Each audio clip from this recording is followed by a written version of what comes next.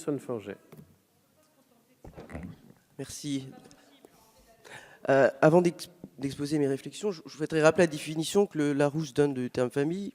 Il parle d'un ensemble de personnes formées par le père, la mère et les enfants, ou par l'un des deux, père ou mère.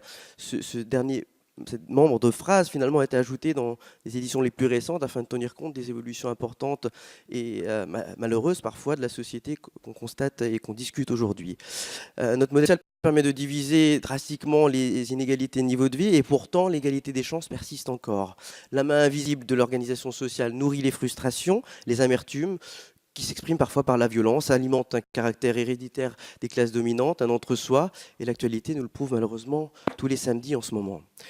Édifiant encore, les chiffres de fréquentation sont en baisse dans des crèches, dans le domaine des pratiques culturelles et sportives, d'universités, de facultés, de grandes écoles, et de terribles conséquences surviennent, des destins tracés et gâchés, de la violence à nouveau, du déterminisme social et la montée des extrêmes. Madame la ministre, j'ai le sentiment parfois que le gouvernement, et c'est peut-être une vision erronée, mais s'emploie à revenir sur des acquis obtenus sous différents mandats précédents. Je pense par exemple à la réduction du montant de la prestation d'accueil du jeune enfant et du nombre de bénéficiaires de celle-ci. Je vous concède cependant qu'il y a une tentative de mener une politique ciblée en faveur des familles les plus pauvres et des familles monoparentales dans le cadre du PLFSS 2018.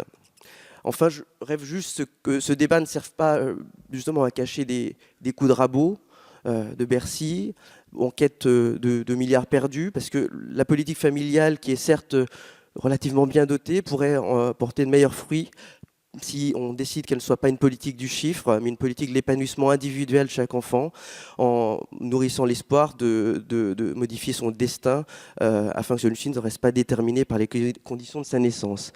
La cohésion sociale, le bien vivre ensemble et même la sécurité sont à ce prix, et cela exige la création d'un grand service public de la petite enfance. Y êtes-vous prête, Madame la Ministre? Je vous remercie, Madame la Ministre.